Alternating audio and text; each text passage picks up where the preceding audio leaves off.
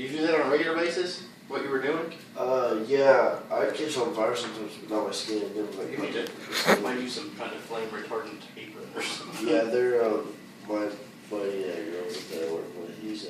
He's talking to the boss about that because that was ridiculous. Yeah, how fast that caught fire. Well, it depends on the heat. If it's high enough heat, it'll just Oh, bust yeah, whatever. we use really high heat. We got cut through metal beams and stuff. It'll just toast.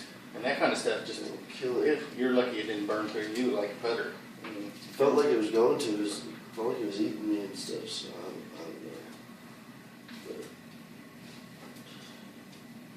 But, Like icing a little cake here. yeah, I'm just hoping my little sisters don't try to eat off me.